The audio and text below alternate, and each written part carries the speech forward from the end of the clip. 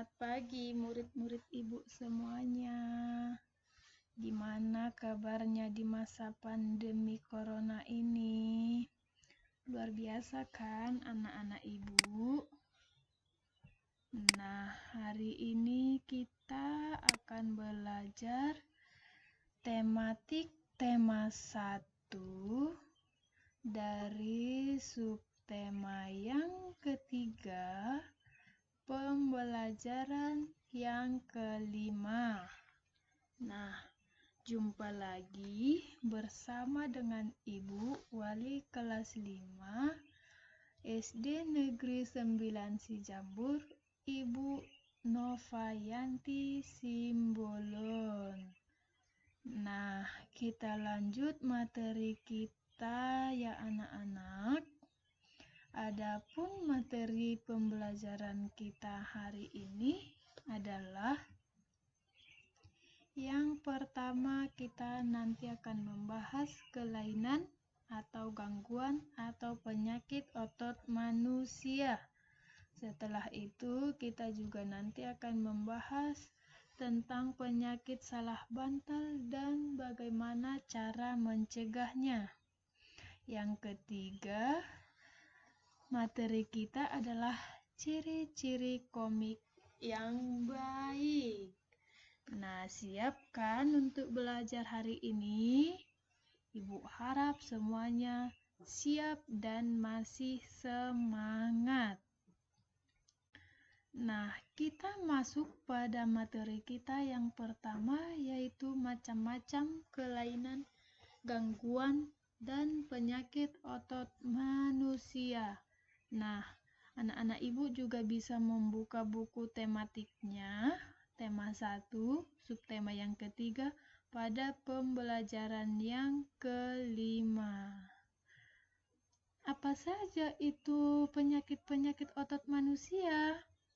Nah, kita bahas yang pertama yaitu hipertrofi.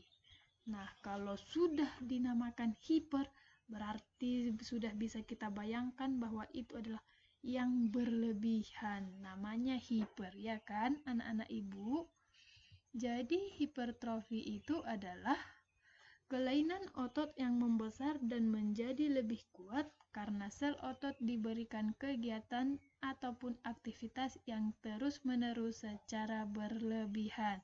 Seperti yang kita katakan tadi, bahwa hiper itu adalah berlebihan. Jadi hipertrofi ini disebabkan karena otot-otot kita bekerja ataupun beraktivitas secara terus-menerus tanpa istirahat dan aktivitasnya itu sudah berlebihan. Nah, gangguan yang kedua adalah atrofi.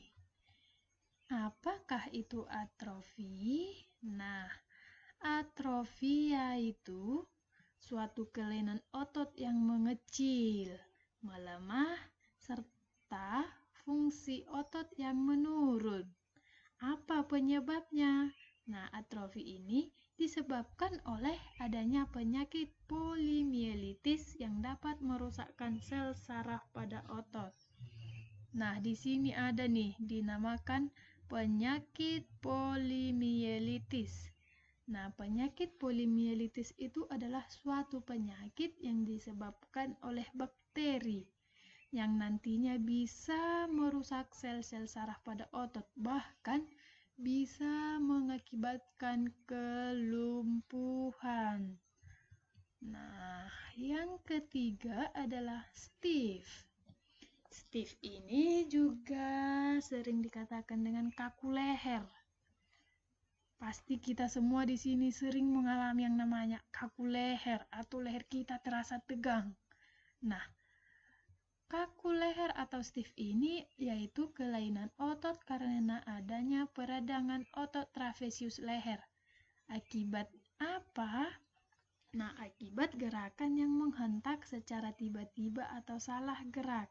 Jadi kalau kita mengalami leher kita terasa sakit atau terasa kaku atau terasa tegang, nah bisa saja itu penyebabnya adalah karena terhentak secara tiba-tiba atau kaget dan bisa juga karena salah gerak, salah menggerakkan otot ya. Yang keempat yaitu tetanus. Nah, mungkin anak-anak ibu di sini sudah sering mendengar kata tetanus. Bahkan mungkin sudah pernah ada yang sudah pernah mengalaminya. Kalau kita dengar sehari-hari, kalau kaki kita tertusuk oleh besi yang sudah karatan, besi yang sudah berkarat, langsung nanti orang tua kita mengatakan, langsung diobati, atau orang tua kita langsung segera mengobatinya. Karena apa? Nanti kakimu bisa kena tetanus katanya kan? Jadi sudah tidak asing lagi kata tetanus ini. Nah, tetanus ini adalah kelainan otot yang disebabkan oleh adanya infeksi bakteri. Jadi paku yang sudah karatan yang menusuk kaki kita tadi, di sana ada bakteri-bakteri, yaitu yang dinamakan bakteri Clostridium tetani. Jadi bakteri inilah nanti yang menyebabkan kita mengalami tetanus atau otot kita mengalami tetanus. Nah, kalau sudah mengalami tetanus, nanti akan terjadi otot-otot menjadi kejang-kejang. Jadi kalau kaki kita terkena atau tertusuk besi yang sudah berkarat, segeralah diobati. Mungkin tetanus ini terasa sepele, tapi akibatnya bisa fatal, yaitu bisa mengakibatkan otot kita nanti terasa kejang-kejang. Nah, itulah ada 4 penyakit atau kelainan atau gangguan yang sering terjadi pada organ gerak aktif kita, yaitu otot. Nah, selain keempat penyakit tadi, ada juga satu penyakit yang sering kali kita alami yang mengakibatkan otot kita terasa sakit, yaitu yang dinamakan dengan salah bantal. Nah, inilah materi kita yang kedua, yaitu salah bantal. Nah, salah bantal ini bisa mengakibatkan otot leher kita terasa sakit atau tegang atau kaku pada saat bangun tidur. Nah, bisa diamati gambarnya. Di situ ada seseorang yang baru bangun tidur sudah meringis kesakitan nampaknya, sudah memegang lehernya. Nah, mungkin saja dia terkena salah bantal karena kalau kita perhatikan itu bantalnya sudah terlalu tinggi ya. Nah, apa penyebab terjadinya salah bantal dan kaku leher itu? Yuk, kita simak bersama-sama. Penyebab yang pertama itu adalah ketika kita melaksanakan aktivitas secara terus-menerus yang dilakukan dalam waktu yang lama. Jadi, otot ataupun leher kita bisa kaku atau tegang saat kita melaksanakan aktivitas yang terus-menerus dalam waktu yang lama tanpa diseling oleh istirahat. Jadi kalau kita beraktivitas, kita disarankan untuk istirahat sejenak, melakukan peregangan sejenak. Gunanya apa? Untuk merilekskan kembali otot-otot leher kita. Penyebab yang kedua adalah salah posisi duduk. Jadi salah posisi duduk ini juga bisa menyebabkan kaku pada otot-otot kita. Yang ketiga itu adalah sering mengalami kecemasan dan merasa stres. Jadi mengalami kecemasan dan stres yang berlebihan juga nantinya bisa mengakibatkan leher kita terasa tegang ataupun kaku. Jadi karena itulah kita dianjurkan untuk menghindari kecemasan dan stres yang berlebihan. Gunanya apa? Agar tidak terjadi kaku leher ataupun saraf leher kita tidak tegang. Yang keempat yaitu tidur dengan hanya satu posisi. Nah, inilah yang menyebabkan sering terjadi salah bantal ketika pada saat tidur. Pada saat bangun tidur maksud ibu ya. Yang kelima adalah tidur dengan menggunakan bantal yang terlalu tinggi seperti gambar yang kita lihat tadi ya. bantalnya tinggi. Nah, kalau kita tidur itu, usahakan bantal kita yang nyaman saja, jangan terlalu tinggi. Karena kalau sudah terlalu tinggi, nantinya bisa menyebabkan kaku leher ya, anak-anak ibu. Yang keenam itu adalah tidur di atas kasur yang terlalu keras dan tidak rata. Nah, itulah 6 penyebab terjadinya salah bantal dan kaku leher. Nah, bagaimana cara mengatasi salah bantal ini supaya tidak terjadi yang dinamakan kaku leher tadi? Nah, yang pertama itu bisa kita lakukan dengan cara posisi tidur kita harus nyaman. Supaya tidak terjadi salah bantal ketika kita bangun tidur, nah usahakanlah pada saat tidur itu posisinya nyaman. Yang kedua itu adalah jangan menggunakan bantal yang terlalu tinggi saat tidur. Yang ketiga, tidur jangan menggunakan kipas angin yang langsung menghadap tubuh. Ibu rasa kalau kita yang tinggal di Cijanjur ini tidak ada nih yang tidur pakai kipas. Karena tanpa kipas pun suhu di daerah kita ini sudah dingin. Jadi ini untuk orang-orang yang tinggal di daerah panas, seperti di kota-kota. Jadi kalau di kota-kota dianjurkan kalaupun kita tidur menggunakan kipas angin, kipasnya kita pantulkan ke dinding saja, jangan langsung menghadap tubuh kita. Yang selanjutnya, yang keempat, pada saat tidur sebaiknya tidak satu posisi saja, bisa miring atau terlentang. Jadi kalau sudah modom ya, bahasa kita mengatakan modom, unang holana tol-tol. Bui bergerak hu samping, bergerak hu kiri, hu kanan, manang terlentang. Kan seperti itu. Gunanya apa? Untuk mencegah terjadinya salah bantal. Nah, yang kelima yaitu tidur jangan di atas kasur yang keras ataupun tidak rata. Jadi kita dianjurkan untuk tidur itu agar posisinya nyaman, tidurlah di atas kasur yang nyaman ya, anak-anak ibu. Nah, itulah tadi cara-cara mengatasi terjadinya salah bantal. Ada di situ 5 cara. Nah, sekarang kita lanjut materi kita yaitu ciri-ciri komik. Di sini kita bahas yang pertama, ciri komik adalah hadir untuk menyampaikan cerita. Yaitu di mana komik itu pesan dan informasinya disampaikan dengan menggunakan teks dan gambar. Ibu rasa semua sudah pernah membaca komik. Di perpustakaan pun ada komik, mungkin sudah pernah dilihat bahwa komik itu terdiri dari gambar-gambar dan teks. Yang kedua, proporsional. Apa itu proporsional? Proporsional itu yaitu keberadaan gambar dan teks yang berimbang membuat pembaca komik seakan-akan terlibat dan berperan langsung ke dalam cerita.